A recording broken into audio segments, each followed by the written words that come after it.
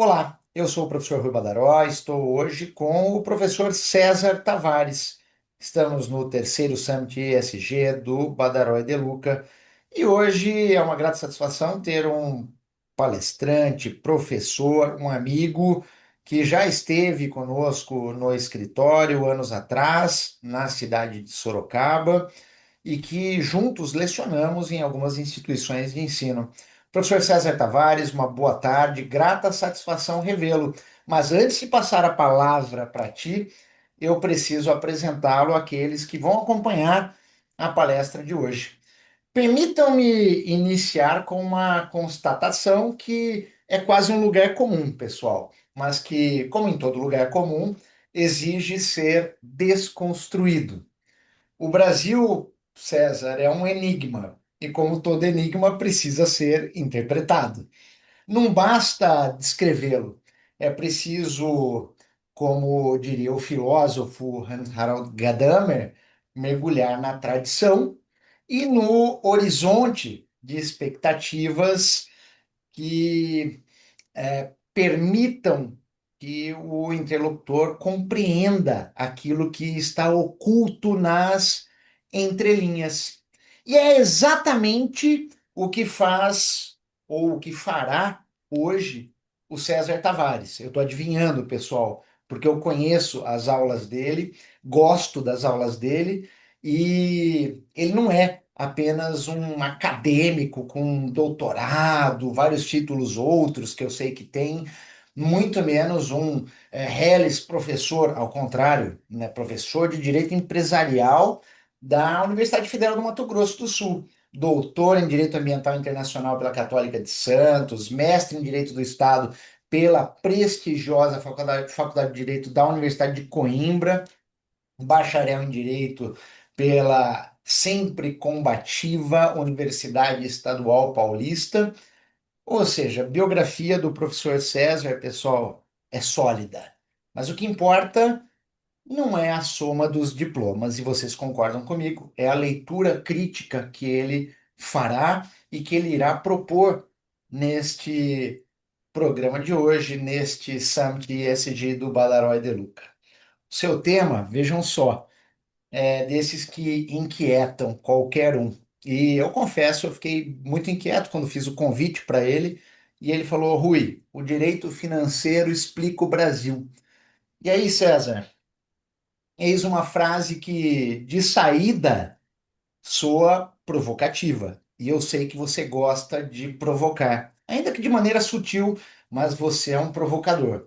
E é provocativa porque ela sugere que não é sociologia, não é ciência política, não é economia que explicam o Brasil, salvo o melhor juízo, é o direito financeiro. E isso, para alguns, César, pode soar até mesmo herético, creio eu. Mas aqui é onde esta ideia que você propõe vem aquilo que eu entendo ser a pujança, a potência do seu pensamento. Ou seja, mostrar que a tessitura jurídica do orçamento, da dívida, das finanças públicas e privadas é, em última instância, o retrato da alma nacional. Espero que seja isso. Ou não, se não for, eu peço desculpas desde já a todos que nos acompanham.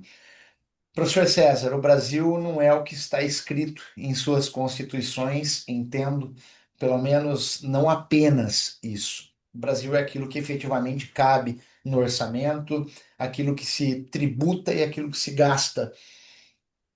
A Constituição, pessoal, pode até proclamar direitos. O direito financeiro, de outro lado, revela-se como os mecanismos pelos quais esses direitos serão realizados ou permanecerão como, caso contrário, né, por óbvio, uma retórica vazia.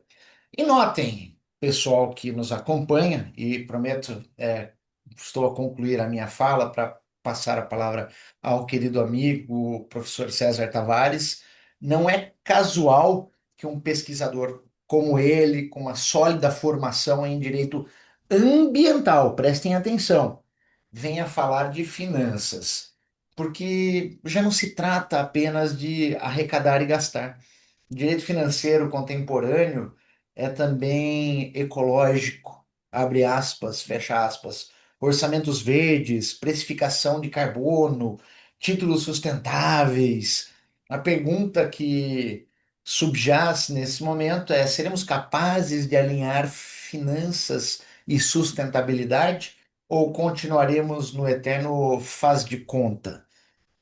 E é com esse espírito, com o máximo de informalidade que me foi possível nesse momento, de quem não tem medo de tocar em feridas abertas, e o César é assim, ele coloca o dedo de maneira crítica naqueles assuntos que são necessários, que hoje o Badaró de Luca recebe o querido, o estimado professor doutor César Tavares, e ele vem para nos mostrar que o Brasil pode ser lido e talvez só possa ser realmente compreendido a partir de suas escolhas financeiras. O resto é narrativa. Professor César, o palco é seu pelo tempo que precisar e vai ser uma grata satisfação ganhar uma aula contigo novamente.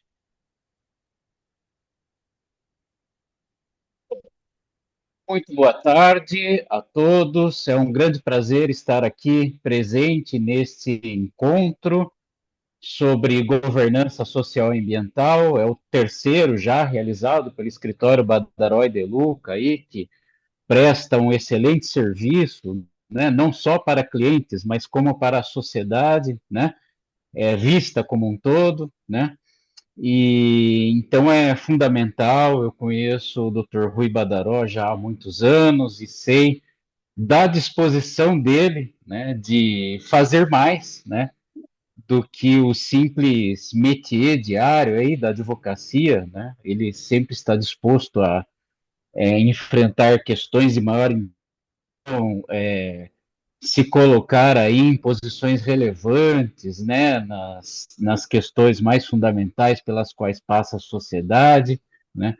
E essa postura engajada, né, do Dr. Rui é um dos aspectos mais importantes, talvez, da personalidade dele e da própria forma, né, como ele norteia a sua atuação profissional, a sua vida pessoal, né, e o faz ser uma pessoa única nesse sentido, né. Então, eu estou muito agradecido aqui por estar participando deste evento, né, e espero poder contribuir aí com algumas indagações que eu tenho feito nos últimos tempos a respeito dessa questão dos gastos e das receitas públicas, né? Porque é disso que se trata o direito financeiro, né? Na verdade, é a tradução jurídica da contabilidade, né? O direito financeiro, né? A regulação jurídica da contabilidade pública, né? Então, se trata de ver como funcionam os gastos e as receitas públicas, né? Daí eu vou colocar aqui o compartilhamento do slide, né, para a gente poder acompanhar aqui melhor a exposição, né? Já está compartilhado, professor César. Ah, tá, maravilha. Então, vamos lá. Quando a gente fala de gastos e receitas públicas, a gente cai num certo dilema que está presente aí em todo o debate na imprensa, né, na grande imprensa. Se você ligar agora a qualquer meio de comunicação, seja escrito, falado, televisionado, você vai ver a seguinte indagação, né? O, o Estado, ele primeiro arrecada e depois gasta, ou primeiro gasta e depois arrecada? Esse é o dilema das finanças públicas, né? Quer dizer, claro que essa pergunta tem uma resposta se a gente verificar o que a imprensa fala todo dia, né? Então, os analistas econômicos aí de mercado estão todo dia contando a história, né, de que os tributos, né, a arrecadação, as receitas públicas são o salário do Estado, né? E o Estado deve ser disciplinado e gastar exatamente o que ele arrecada, senão ele é obrigado a se recorrer a empréstimo, vai gerar endividamento público e vai provocar um colapso das finanças públicas, né? Então, esse é o dogma fundamental que nós ouvimos todo dia aí, pela boca dos economistas de mercado em qualquer meio de comunicação que a gente ligue, né? Que a gente se ligue, né? Nos jornais aí das TVs, né? Nos editoriais dos jornalões, né? Todos eles, né? É esse o dogma que a gente assiste, né? Mas se a gente olhar de uma perspectiva da política monetária, né? A gente vai ver que é o contrário disso. Na verdade, o Estado primeiro gasta para depois arrecadar, né? Então, porque você tem que pensar um pouquinho qual que é a função da moeda, né? A moeda é um meio de troca, né? E um instrumento de contas, né?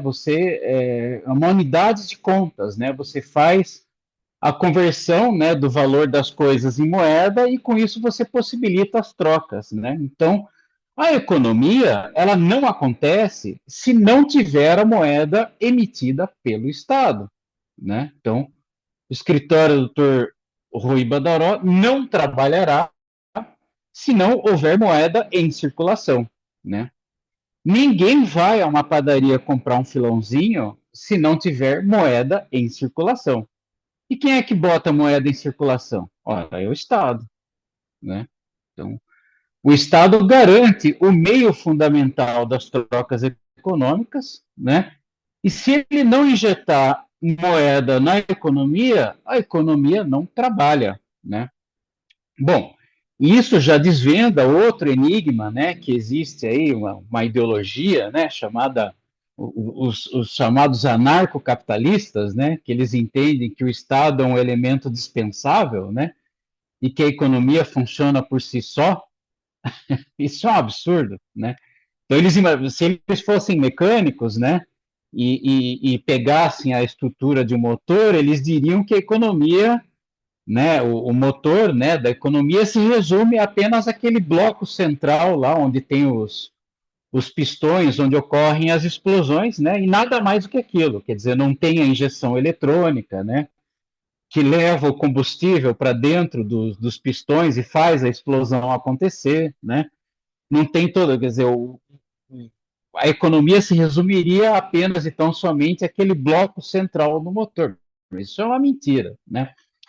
O Estado, na verdade, ele faz parte, né, da estrutura da economia, né? Sem o Estado injetando moeda, né, além das outras funções, né, econômicas do Estado, né, a economia nunca funcionaria, né? Então, a gente parte primeiro desta concepção, né, de que o Estado, ele, ao injetar, ao emitir moeda, ao promover o gasto público, né, porque o Estado injeta moeda na economia na medida em que promove o gasto público, né, não é de outra maneira, né, ao promover o gasto público, ele está possibilitando, ele está viabilizando.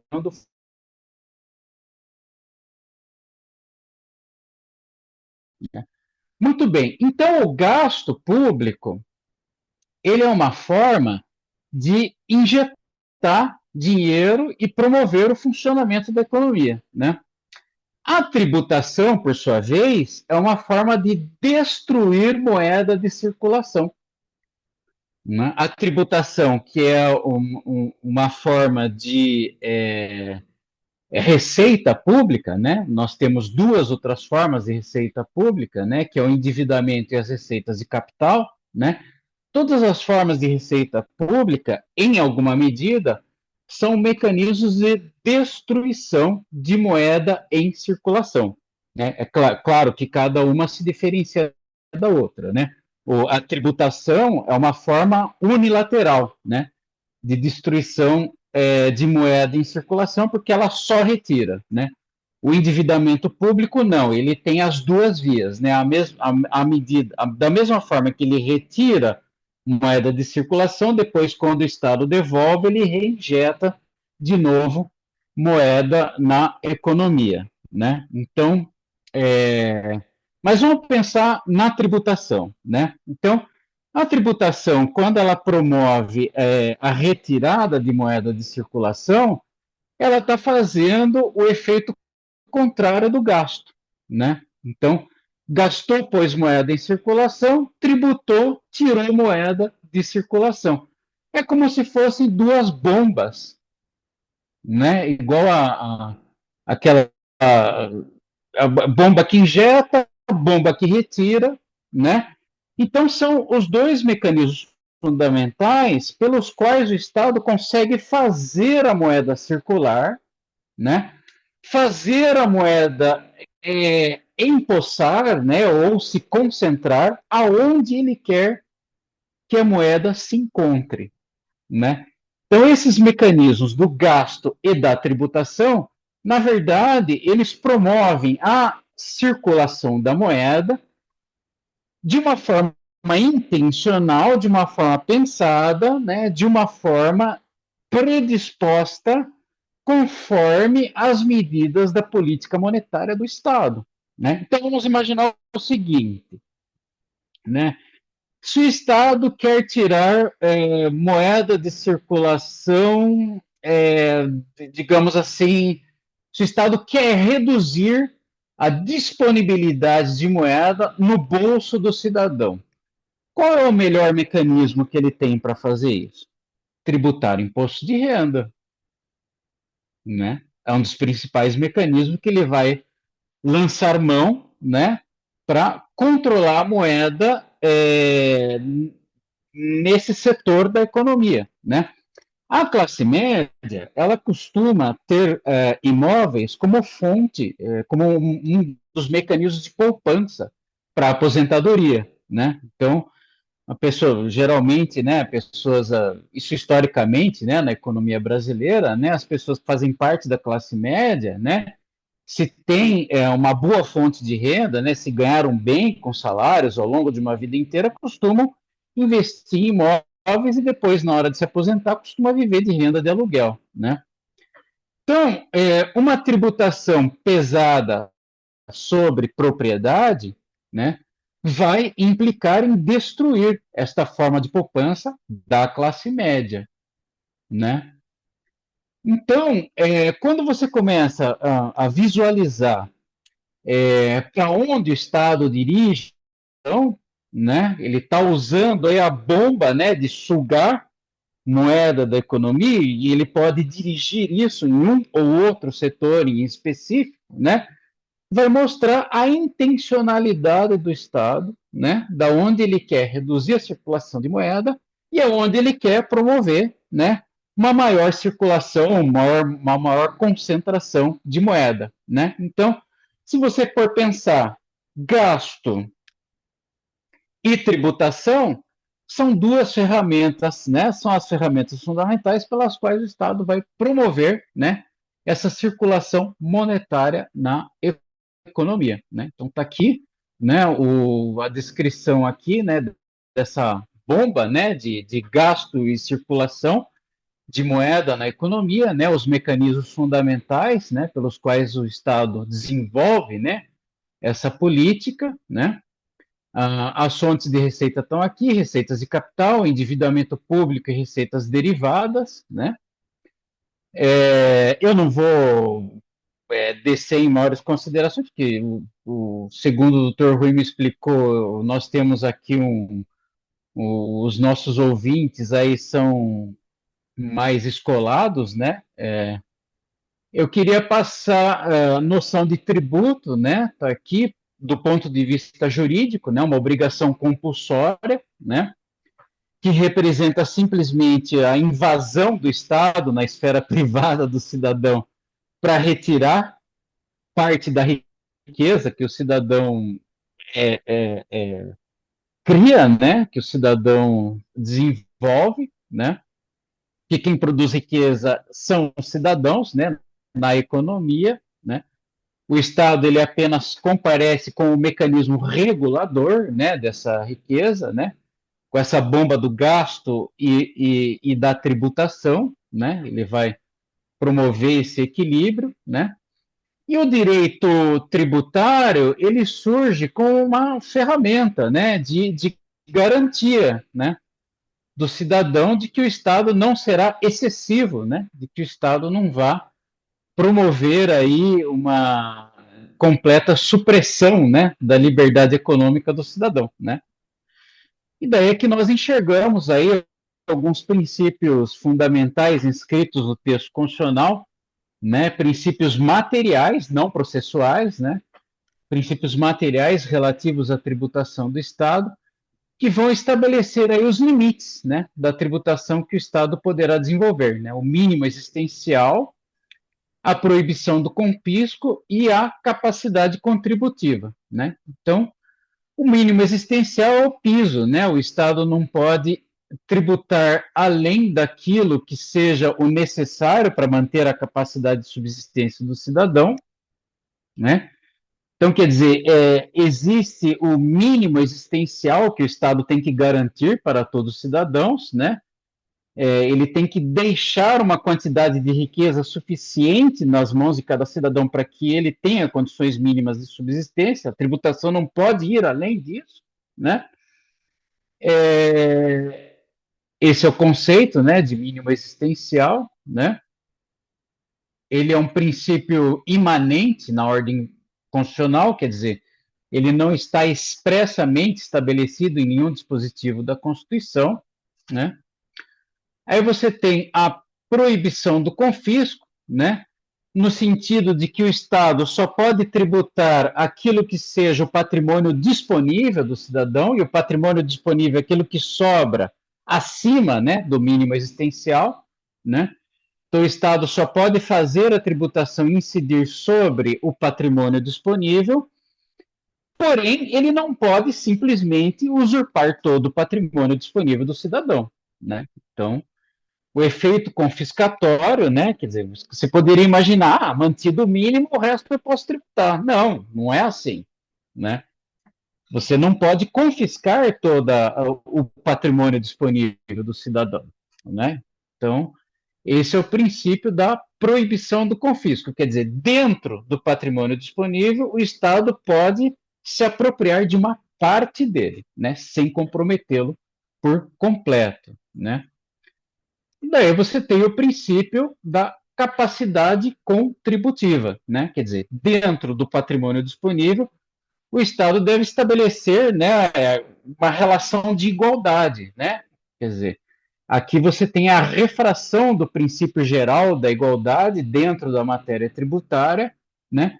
No sentido de que quem tiver mais capacidade, né, quem tiver o maior patrimônio disponível deve contribuir com uma parcela maior, e quem tiver menos capacidade, menor patrimônio disponível, deve contribuir com uma parcela menor, né?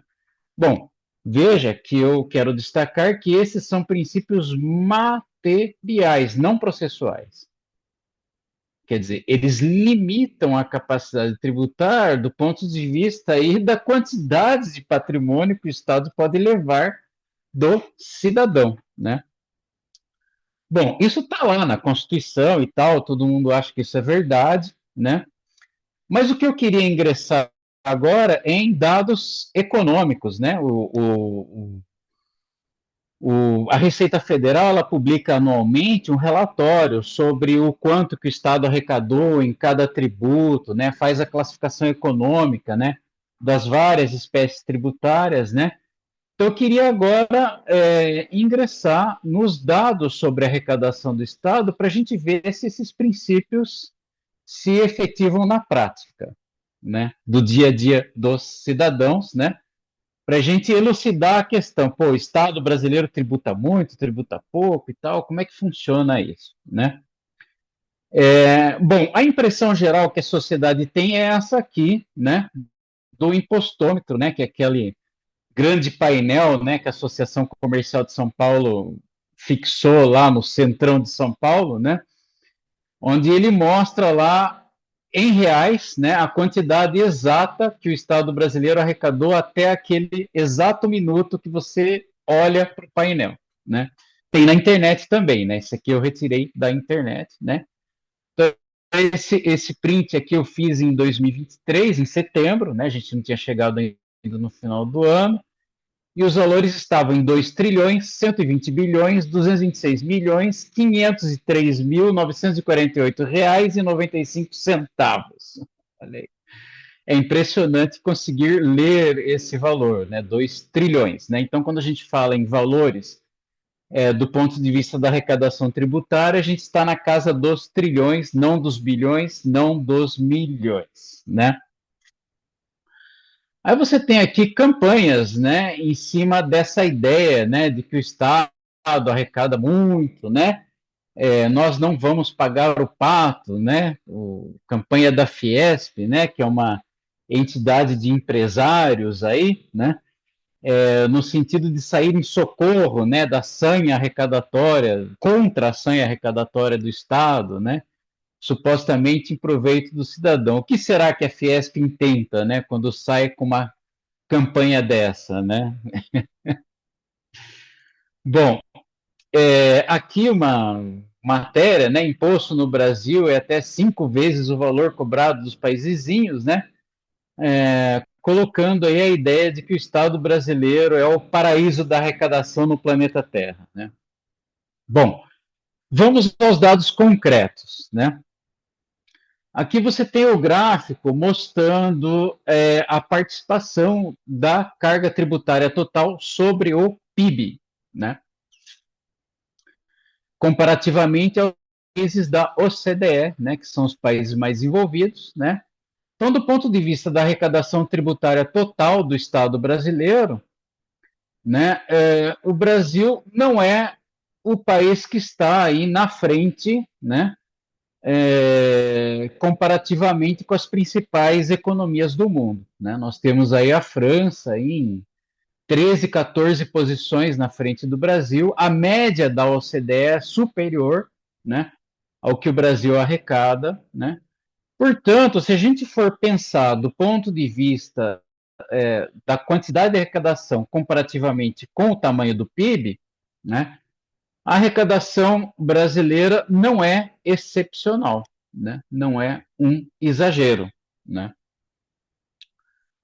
Agora, aqui você tem o gráfico que esta linha vermelha ela mostra o PIB per capita, né?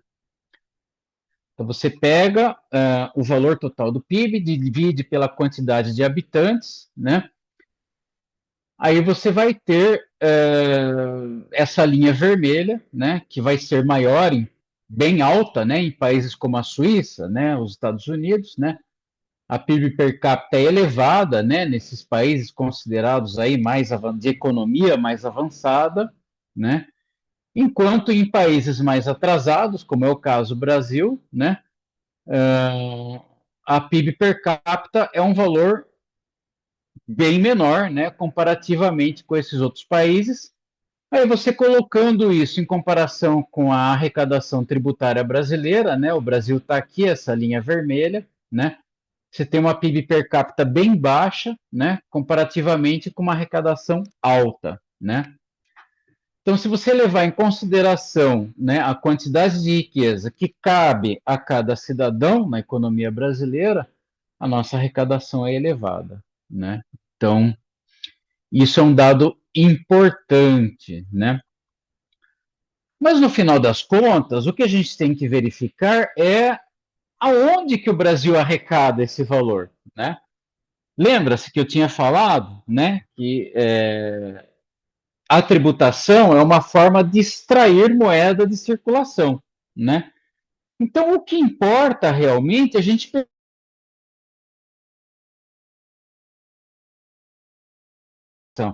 ele está extraindo da poupança da classe média, ele está extraindo dos salários, né? Da onde que vem essa arrecadação, né?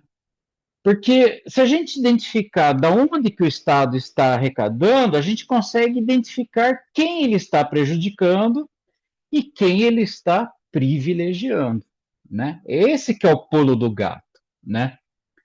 Então, para a gente fazer uma análise correta, nós temos que passar pela classificação econômica dos tributos, né, na economia brasileira, né? Então, nós temos aqui 5 categorias, né, dentro das quais a gente consegue classificar todos os tributos que nós possuímos na nossa ordem, né, jurídica. Então, nós temos aqui tributos que incidem sobre a renda, obviamente, todo mundo vai vir com imposto de renda na cabeça, né? Esse é o exemplo paradigmático, né?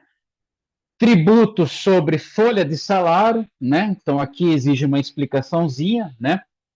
Os tributos sobre folha de salários, na verdade, são as contribuições sociais, né? Quer dizer, é uma arrecadação que o Estado faz inserir sobre a folha de salário de todo trabalhador brasileiro para sustentar o sistema de seguridade, né? Os economistas chamam de folha de salário porque, na verdade, é um pedaço da remuneração do trabalhador, né?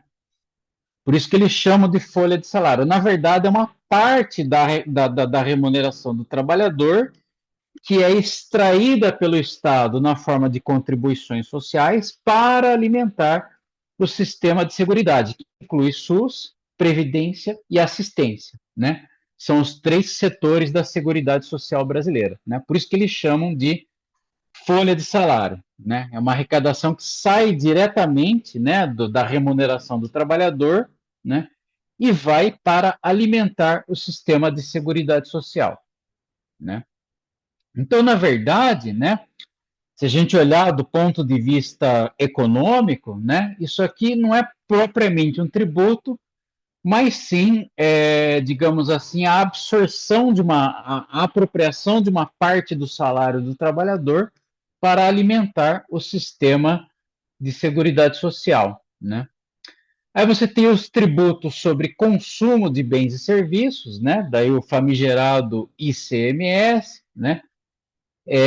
Produtos industrializados, o imposto sobre serviço, PIS, COFINS, tem algumas contribuições que também são enquadradas aqui nesta categoria, né?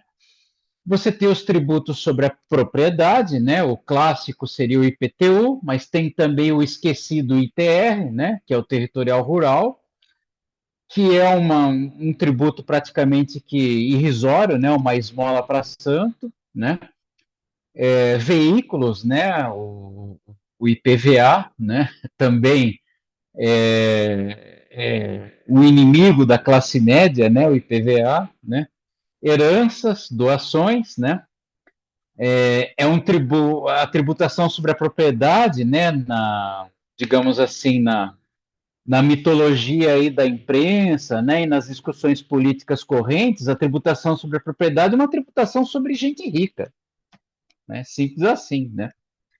Mas se você for pensar bem nos tributos que estão aí classificados nessa, não é bem assim, né? Porque tributação sobre veículo. Pô, veículo é um meio de subsistência para muita gente, né? Então, falar que tributação sobre propriedade é uma tributação para gente rica é um absurdo, né?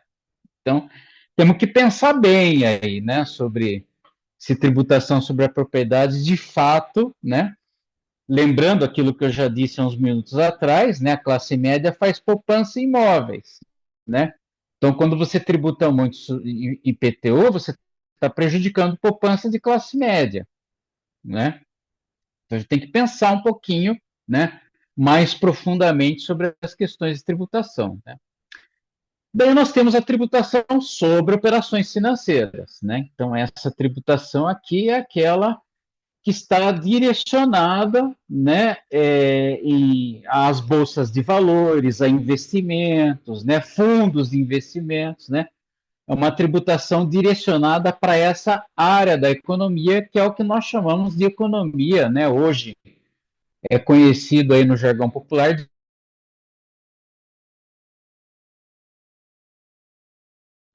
aquela economia que não é propriamente uma economia produtiva, né, É uma economia que trabalha aí com a circulação de ativos econômicos negociados em mercados, né? E que, portanto, não necessariamente é uma economia ligada à atividade produtiva, né? Então, todas as outras quatro categorias de classificação dos tributos são categorias ligadas à atividade produtiva, de uma forma direta ou indireta, né? Folha de salário, consumo de bens e serviços, renda, né?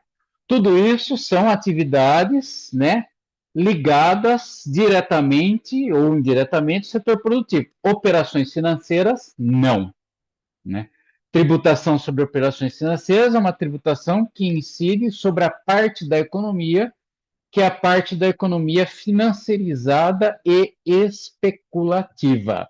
É a economia que não produz nada do ponto de vista dos bens materiais que nós necessitamos para sustentar a sobrevivência da humanidade no planeta Terra.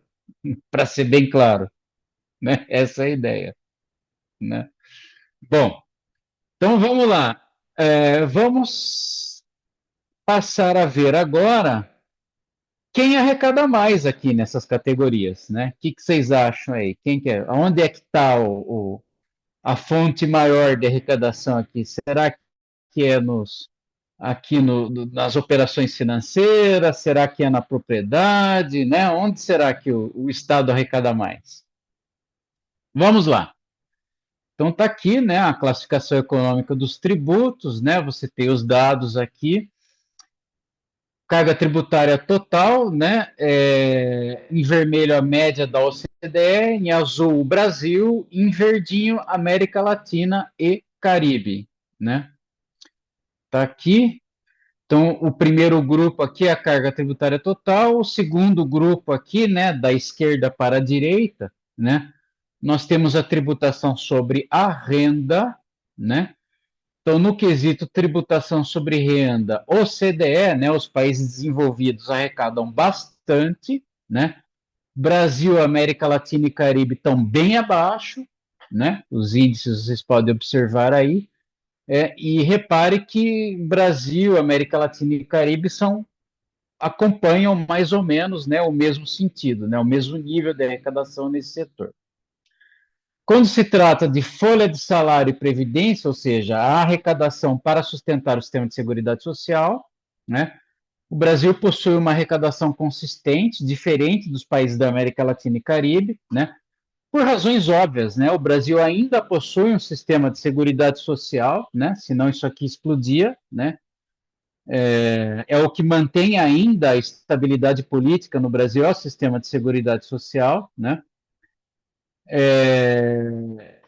Os países, os nossos vizinhos aqui, que vivem numa pobreza muito maior, né? Comparativamente com o Brasil, você vê que eles são bem menos generosos, né, do ponto de vista do financiamento do sistema de seguridade social, quer dizer, as condições de vida são bem mais precárias nos nossos vizinhos em comparação com o Brasil. Os países da OCDE, claro, estão na frente que o Brasil, arrecadam mais e têm sistemas ainda melhores, né? Seguridade social, propriedade, né? Está aqui. O Brasil arrecada níveis próximos, né, em relação aos países da OCDE, né? Comparativamente com os países da América Latina, também uma arrecadação bem superior, quase o dobro, né? Agora, o grande destaque das paradas de sucesso aqui é bens e serviços, né? Então, aqui, o Brasil é o país pródigo em arrecadação sobre bens e serviços, né? Então, está aqui, está muito acima dos países da OCDE, muito acima dos países da América Latina e Caribe. Repare que a América Latina e Caribe está acima da OCDE também nesse quesito, significa que Brasil, América Latina e Caribe convergem, né, no sentido de arrecadar muito, né, sobre os tributos que incidem na produção, né. Bens e serviços são os tributos diretamente relacionados à atividade produtiva.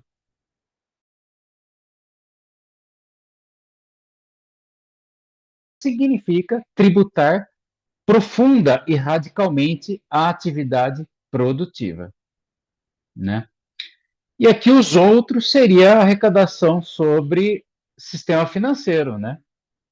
Transações financeiras, como vocês podem observar, a arrecadação nesse setor é praticamente simbólica, não existe. Não existe, né?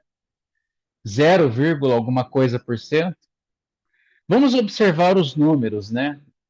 Mais, com mais detalhes, né? Aqui nós temos a carga tributária total em valores, né? Tá aqui, né? Renda, nós temos na casa dos 540 bilhões, né? Isso em 2019. Folha de salário, 663 bilhões. Propriedade, 116 bilhões. Bens e serviços, 1 trilhão e 42 bilhões, né? Transações financeiras em 2019, 40 bi, né? Irrisório, depois baixou para 21 bi, né? Quer dizer, diminuiu, não aumentou. E a tendência é reduzir sempre mais, né?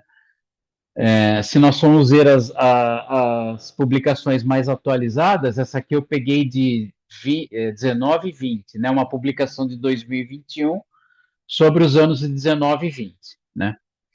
Foi até 2023 com esse nível de detalhes, né? Bens e serviços, que é o que interessa, tá, gente? Ó, bens e serviços, tá aqui o Brasil, essa linha verde, tá? Então, o Brasil está quase na primeira colocação, ele está aqui atrás apenas de Hungria, Grécia e Dinamarca. Ou seja, são países cujas economias não dá para comparar com o Brasil, né, gente? O Brasil é um país de dimensões continentais, um dos maiores PIBs do mundo, né? Uma das maiores economias do planeta, população de 200 milhões de habitantes, quer dizer, não existe parâmetro de comparação com esses três primeiros países, né? Então, das grandes economias do planeta, o Brasil está aí na primeira colocação, né? Ninguém chega perto, né, das grandes economias, ninguém está próximo do Brasil, né? Você vê aqui, né, média da OCDE está lá embaixo, né? Nós estamos em 14,3% do PIB com bens e serviços, a OCDE está em 11,1%, né? Então, a arrecadação sobre bens e serviços no Brasil é um absurdo. Aqui está a classificação, né, da arrecadação sobre bens e serviços, né? Gerais, né, são 756 bilhões. Os seletivos, né, que são os tais impostos do pecado, né, que a turma está na moda, né? Falar imposto do pecado, né, os seletivos, né, eles acham que eles vão resolver os desequilíbrios do sistema tributário, né, criando tributo sobre cigarro, né, aumentando a alíquota de cigarro. Essa bobagem, conversa mole, besteira, né? No agregado geral da arrecadação total, isso não faz a mínima diferença se você vai arrecadar mais sobre um ou outro item secundário da economia, isso não vai interferir na distorção fundamental, né, do sistema tributário brasileiro, né? Então, isso aqui é só para a gente ter uma ideia, né, da ilusão que é esse discurso, né, sobre arrecadação seletiva, né? Isso não ataca o problema fundamental do sistema tributário brasileiro, né? Ônus tributário indireto. O que é isso, gente? Qual é a repercussão no bolso do cidadão desses tributos que incidem sobre consumo de bens e serviços? Está aqui, neste gráfico.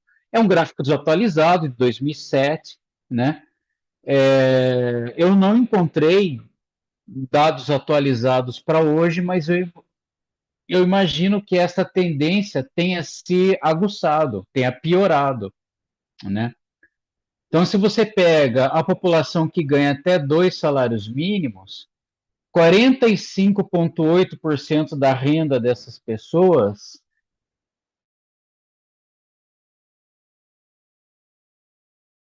serviços, que são os tributos indiretos, né?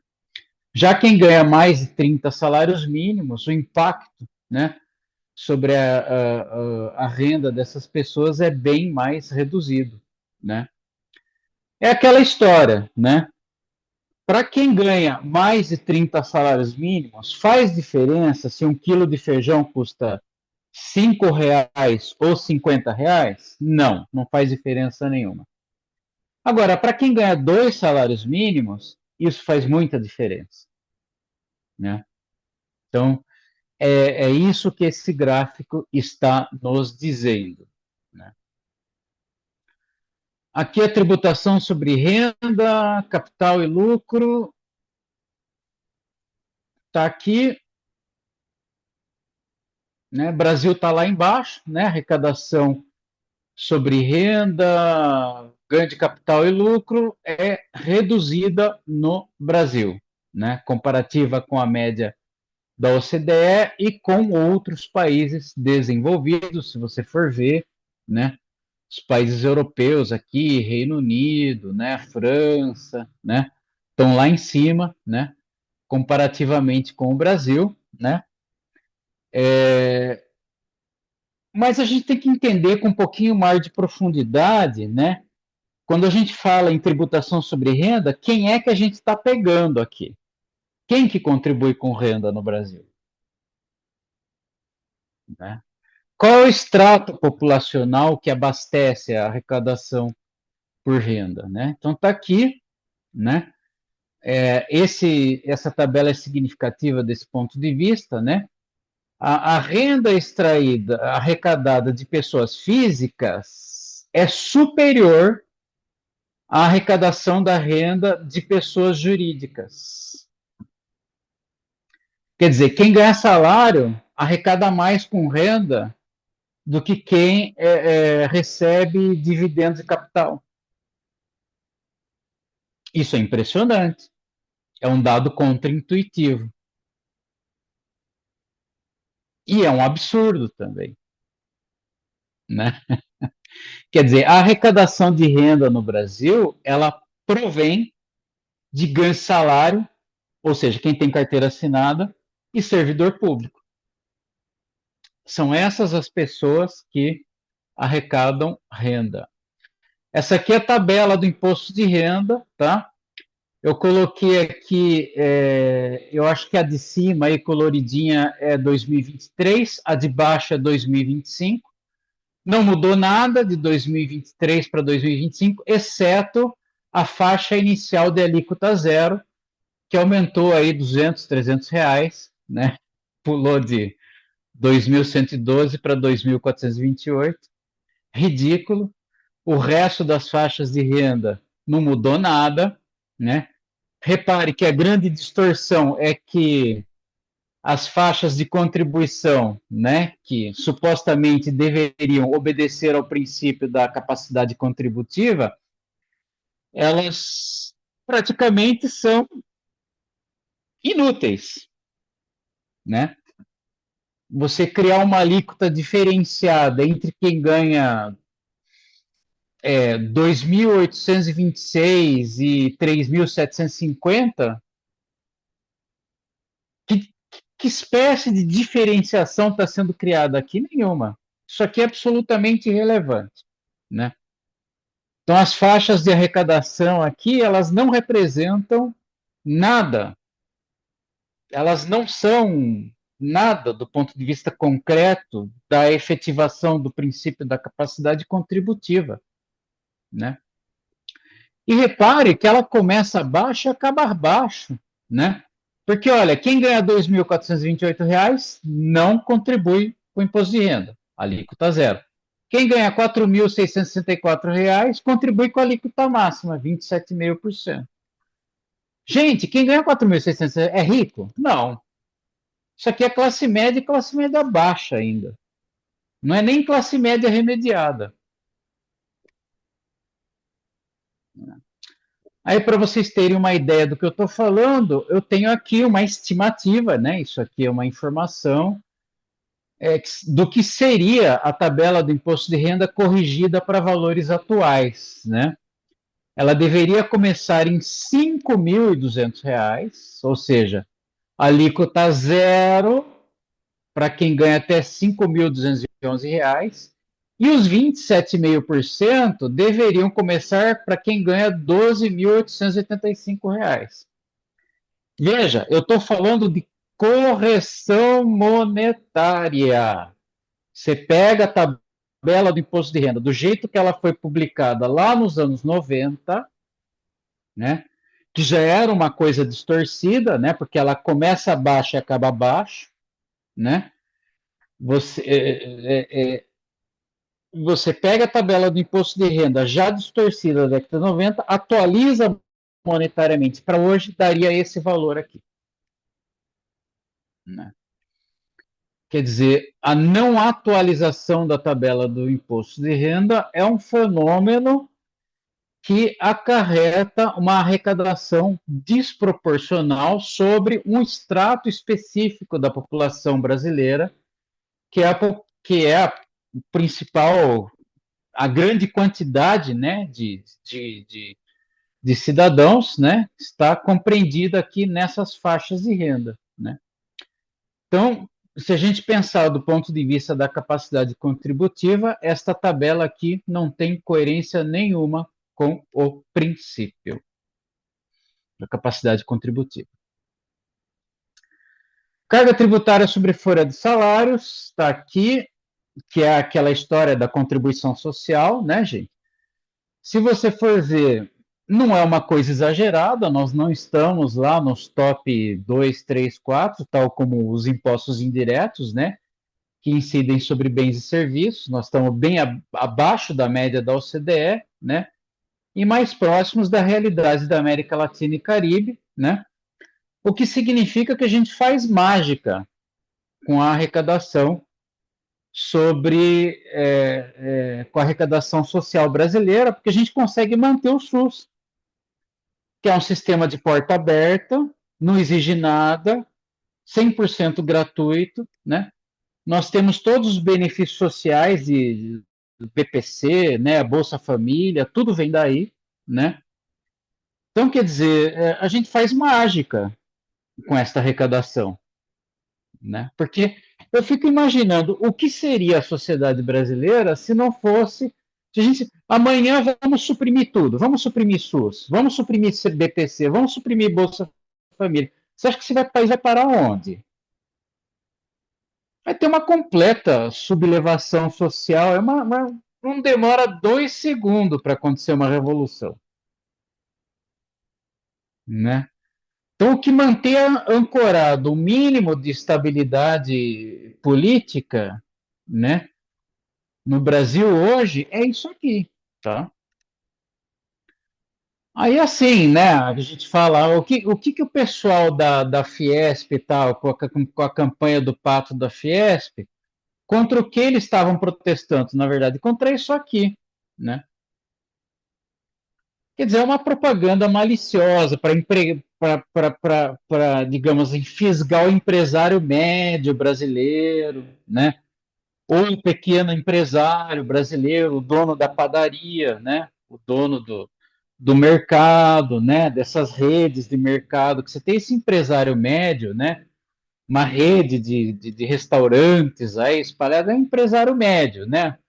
Uma rede de distribuição, né?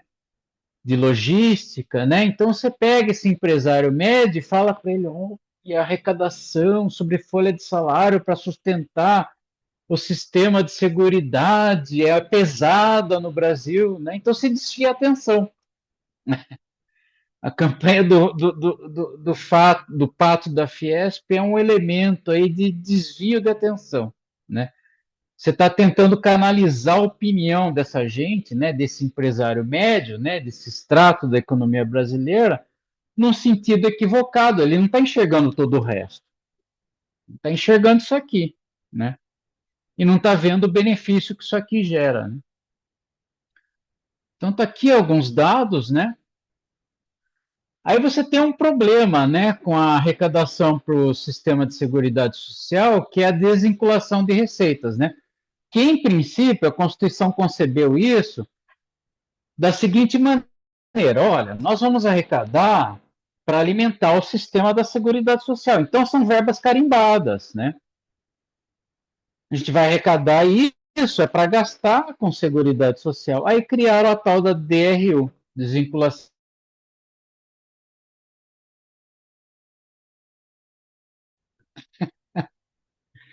Desviar dinheiro. É óbvio, né? Você está desviando dinheiro da Previdência, você está desviando dinheiro do SUS, está desviando. É óbvio. Aí depois você vem com aquele discurso, né? Que a Previdência deficitária. Como que a Previdência vai ser deficitária num país que tem extrato populacional jovem? Né? Onde a economia é composta, né, por uma população ainda jovem, né? A quantidade de aposentados ainda é menor, bem menor, comparativamente com a quantidade de contribuintes, né? Então, como é que você vai destruir o sistema de seguridade social sem dizer que você está destruindo? Bom, faz isso, DRU, né? Desvia recursos, né? Das fontes de arrecadação. Que mais que dá para fazer? Reforma trabalhista, né? Você reduz a quantidade de trabalhadores com carteira assinada, portanto, reduz a informalidade e reduz a quantidade de contribuintes, né? Você vai destruindo o sistema de seguridade social, né? Mas o que é mais importante de tudo isso é que quando fizeram a DRU, né, você pode desviar recursos do sistema de seguridade social para pagar dívida, né? Quer dizer, a verba deixa de ser carimbada, né? Deixa de ser obrigatória para usar no sistema de seguridade social, mas pode usar para pagar a dívida, né? Para alimentar o sistema de endividamento, né? O sistema da dívida pública brasileira. Propriedade está aqui, né? Estamos ainda abaixo da OCDE, mas repare que a carga tributária sobre propriedade no Brasil não é baixa. Eu considero elevada. Tá? O que significa que a população, a classe média brasileira, é prejudicada com a carga tributária sobre propriedade. Por isso, falando sobre a tributação da propriedade, né? Está aqui, é uma tributação desproporcional também, né? Focada, né? A questão do IPVA sobre aeronaves, eu chamo a atenção aqui de que esse é um entendimento jurisprudencial do STF, né? Difícil de entender, porque os veículos aí não são equiparáveis, na opinião dos ministros, né? E é aquilo que eu sempre falo, né? Um direito de tradição romano-germânica, né? Com uma intrusão anglo-americana, né? Duas famílias distintas, né? Da confusão, né? E distorção no sistema tributário, né? Tributação sobre operações financeiras, tal como a gente tinha visto lá atrás, inicialmente, é irrisória. Olha aqui, irrisória. Tá, gente? 2020 não teve, né? Então, quem que paga tributo no Brasil? População mais pobre, obviamente, classe média, servidores públicos, né? Os estratos mais abastados da população brasileira não recolhem contribuições tributárias, não recolhem, né, quantidades significativas de tributos, né? Aqui você tem o impacto da tributação sobre a renda das pessoas, né? O ônus tributário direto, ele é baixo para quem ganha pouco, um pouquinho mais elevado para quem ganha muito, mas repare que não chega a quantidade significativa, consome até 10%, né? Enquanto a arrecadação tributária indireta, né, que é a grande distorção, ela é alta para quem ganha pouco, né, e não é tão elevada para quem ganha muito, né? Aqui o agregado geral, né, da arrecadação tributária por renda, né? Agora, a gente tem que falar um pouquinho sobre os gastos públicos, né? E eu acho que o pessoal que nos acompanha aqui, os ouvintes do escritório, talvez não tenham muita familiaridade com este gráfico do orçamento federal executado, tá? Esse aqui é o orçamento federal executado, né? E aqui a gente vê onde de fato o governo federal gasta, tá aqui, né? Como vocês podem ver, o grande escoadouro de riqueza, né? Na economia brasileira é juros e amortização da dívida, 1,997 bilhões de reais no ano de 2024, tá? Gastos com saúde, educação, tá aqui, segurança, né?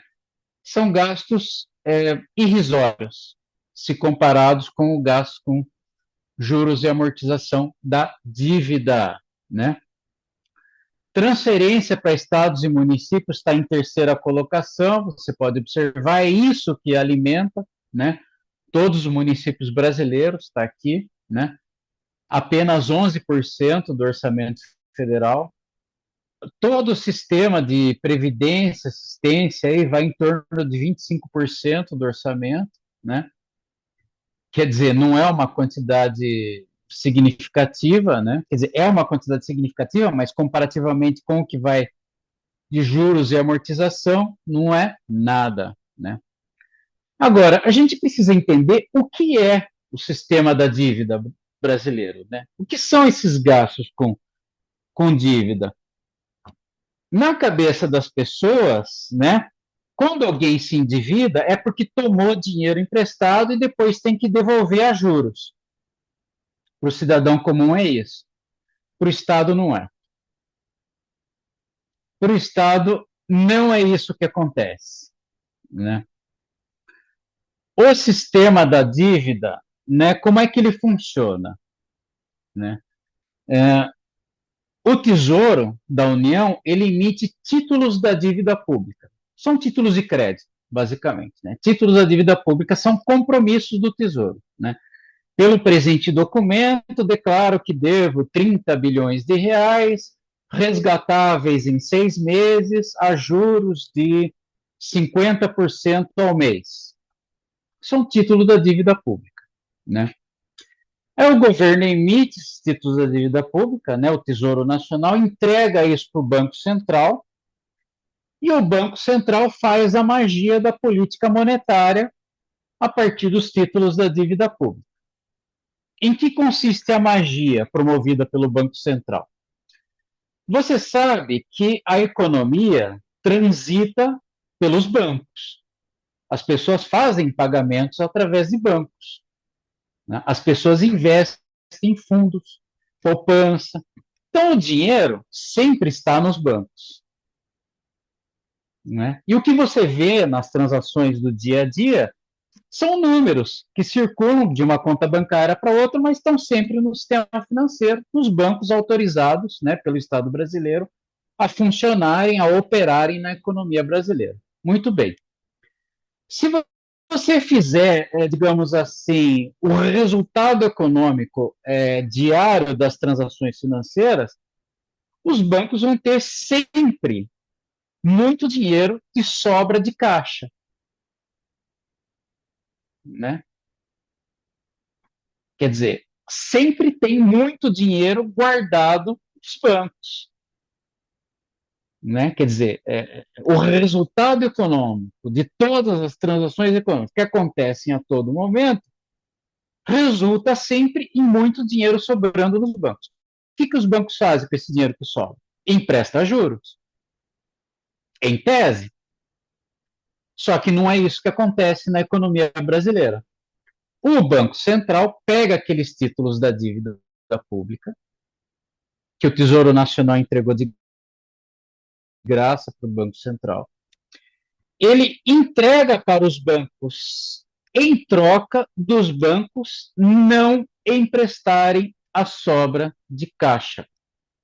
Então, o Banco Central transmite o seguinte comunicação para os bancos. Isso é chamada política monetária. Bancos, eu não quero que vocês emprestem dinheiro para a economia produtiva. Eu não quero que você empreste dinheiro para uma empresa, para uma padaria, para um supermercado, para um microempresário, ou se você for emprestar dinheiro, você vai emprestar dinheiro a juros mais elevados do que aqueles que eu estou remunerando você com esses títulos da dívida pública. Então, Banco Central entrega títulos da dívida pública para os bancos, bancos, em troca do recebimento dos títulos da dívida pública, reservam a sobra de caixa e não emprestam dinheiro para a economia produtiva. Por isso que o spread, o chamado spread bancário, né, brasileiro, está na casa dos 200, 300% ao ano. Mas é uma coisa assim absurda. Juros de cheque especial. Por que, que os bancos cobram juros de cheque especial nesse nível no Brasil? Ora, porque o Estado remunera, né? Por isso o endividamento público não é uma questão é uma questão de política monetária. Voltamos àquela bomba, né? De tirar e pôr moeda na. Então, o Estado, via tributação, retira a moeda de circulação da poupança do povo brasileiro, dos salários, né? Da economia das empresas pequenas, médias e assim por diante, né? Ele tributa demais, né? A renda do povo brasileiro, a economia formal, a economia produtiva, ele praticamente inviabiliza a economia produtiva. Depois, via sistema da dívida pública, ele devolve essa moeda que ele retirou de circulação da economia produtiva, ele concentra essa moeda na mão do sistema de especulação sobre a dívida pública, a troco dos bancos não emitirem mais moeda, porque empréstimo bancário, em certa medida, é uma forma de emissão de moeda, é uma emissão não oficial, né? Por isso que nós consideramos que o sistema da dívida é um mecanismo de política monetária do Estado. Então, no fundo, é o Estado, né, controlando o fluxo monetário, né, e decidindo em quem ele quer privilegiar com esse fluxo monetário, né?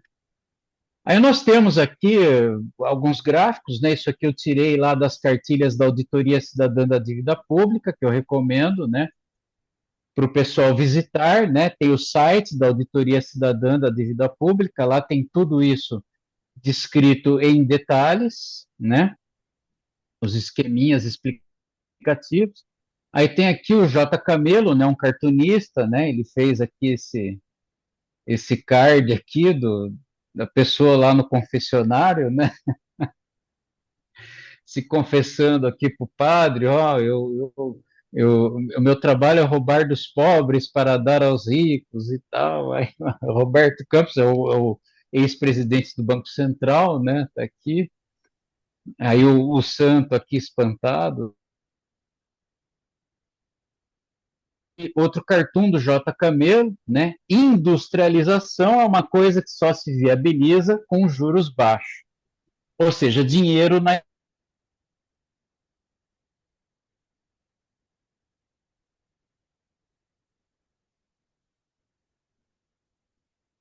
Professor César?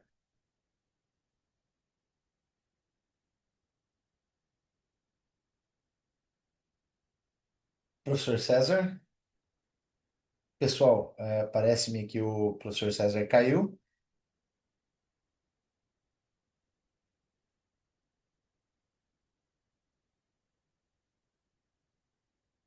O professor César realmente caiu, mas nós já compreendemos, né, qual era a mensagem que ele trouxe aí com a sua exposição. O professor César retornou. Professor Eu acho que César, chegou. você foi derrubado pelo Estado. provavelmente, né? Interceptou Ah, essa conexão e você foi derrubado. Eu imagino que tenha sido a sua conexão, professor César, porque aqui nós continuamos gravando ininterruptamente e fiz uma brincadeira, né, que nós havíamos, em tese, sido interrompidos pelo Estado porque a mensagem era demasiadamente libertadora. Então, professor César, palavras finais, para que possamos concluir este episódio do terceiro Summit ESG do Badaró de Luca, agradecendo novamente as tuas provocações, como sempre, extremamente didáticas e que servem aí para, abre aspas, abrir os olhos, fecha aspas, daqueles que porventura se interessarem sobre a temática. E eu aproveitei para relembrar das tuas aulas, quando eu ainda era o coordenador de curso lá em São Roque, interior do estado de São Paulo, e você era o professor na época de outra disciplina, mas é igualmente magnífico ouvi-lo. Palavras finais. eu tenho muito a agradecer por esta oportunidade de estar difundindo aí estas concepções. O que é que eu penso?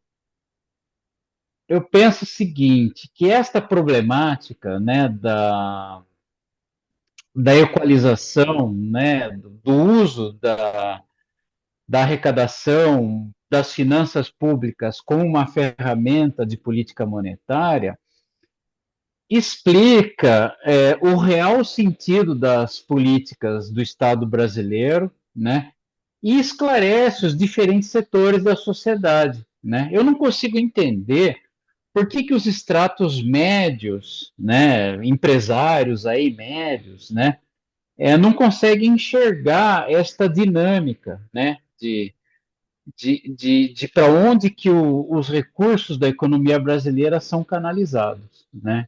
Então, eu dirijo essa mensagem principalmente, né, para esses empresários médios, essas pessoas que, assim, comparativamente com a gente aqui no dia a dia, são bastante endinheiradas, né? Mas eles estão bem longe dos bilionários que transitam lá pela Bolsa de Nova York, né?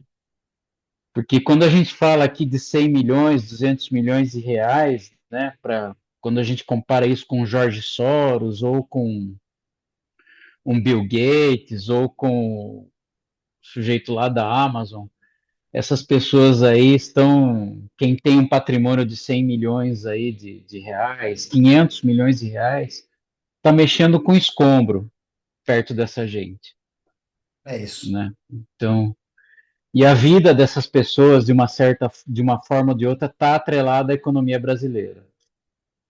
Então, Sim, se eles não enxergarem para onde que caminha a economia brasileira, eles não vão enxergar o precipício que está logo ali na frente para onde a gente está se dirigindo. tá É ótimo. esse o recado que eu queria passar. Professor César, novamente, muito obrigado. Espero que vocês tenham acompanhado esse episódio do terceiro Summit ESG do Badaró de Luca, tenham se sentido efetivamente provocados pelo professor César. Mandem suas considerações, perguntas e nós as encaminharemos ao estimado professor César Tavares. Daqui, professor César, muito obrigado pela participação, um grande abraço. Leve um abraço caloroso a todos os nossos amigos e professores da Federal do Mato Grosso do Sul. E, pessoal, até o próximo episódio. Um abraço.